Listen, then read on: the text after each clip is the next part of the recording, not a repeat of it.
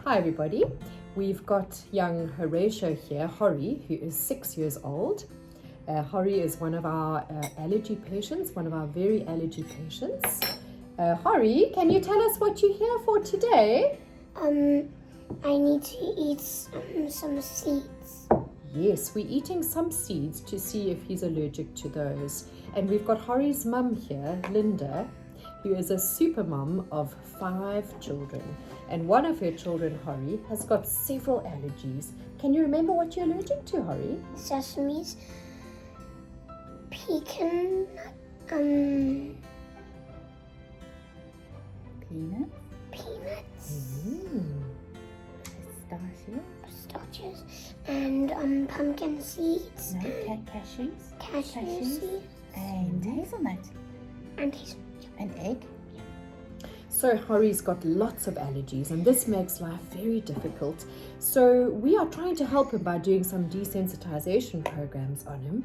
But when he first presented to us, Horry was a little boy and he presented with anaphylaxis to sesame. Now we'd like Linda to tell us briefly about how Horry presented and what happened. Well, we were at home, Horry and I had a little baby at the time. And we were just waiting to pick up my eldest son. And in between that, I was nibbling on a sesame seed bar. We didn't know that if Horry had peanut allergy, there was a strong correlation to sesame seed allergies. So when he asked me for a piece, I gave it to him. And within a very short space of time of just nibbling a corner, his face went very red, so I knew he was reacting. I gave him a dose of antihistamines. And shortly thereafter that, he started breathing. His breathing became quite raspy, and I knew he was going into anaphylactic shock. So Linda, how did you know that he was going into anaphylaxis? What alerted you to it? What was your understanding of anaphylaxis? Well, I have a wasp allergy, and I have gone into anaphylactic shock previously. So all the signs there he was experiencing, so I knew.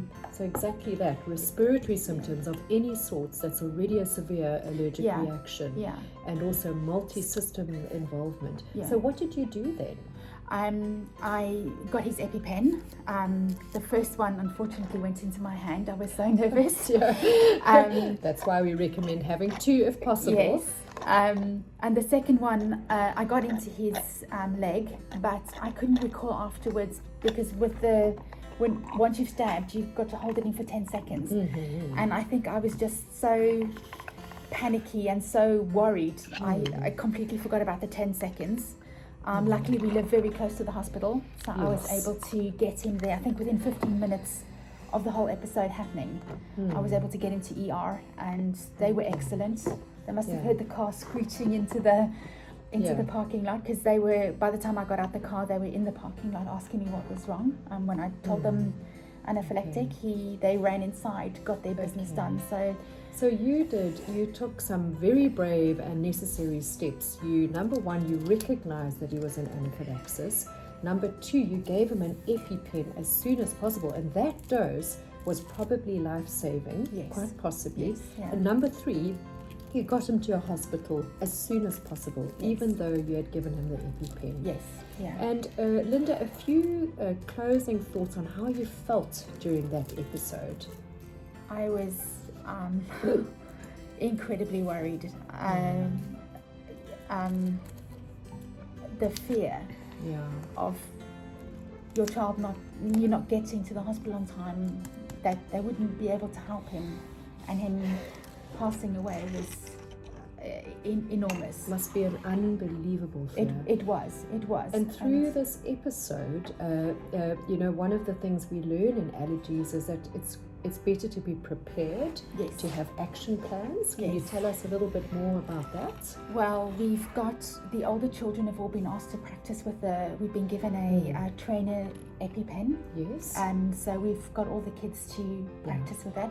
The children are very aware through school and obviously through Horry, what they can and cannot bring into the house, and they are pedantic about having nuts around the house. So and the importance of having a plan for home and for school, a written action plan. Have you found that to be useful? We have, because sometimes not all the reactions follow the same course.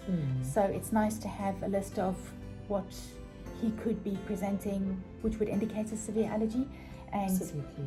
being able to recognize those and have everybody in the family know what Yeah. the signs and symptoms are. And Horry, do you want to say something about allergies? Can you remember how you felt when you reacted to the sesame, or were you too little? Too little. And do you want to say anything else about allergies to us? Is it important to act quickly when there's an emergency? So and I to think be aware of what you're Yeah. eating, what you are allergic to, and what you can and cannot Yeah. eat. I only eat bread and fruits. yes. So Horry Make sure- knows exactly at the tender age of 6 what he is allowed to eat and what not. But this is obviously a process, and the parents are the gatekeepers. So we've learned today that number one, it's incredibly important to know exactly what you are allergic to. So he was allergic to peanuts, and he learned by default that he was allergic to sesame. So now we're going through the process of finding out exactly what's a problem and what isn't. Knowledge is power. Yes. Absolutely. Secondly, to practice avoidance. And thirdly, to know what to do in an emergency.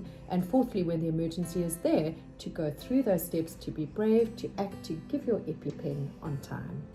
Yeah. Linda, Horry, you're amazing patients and parents, and thank you so much for helping us for World Allergy Week, and the focus this year is on anaphylaxis. Thank you.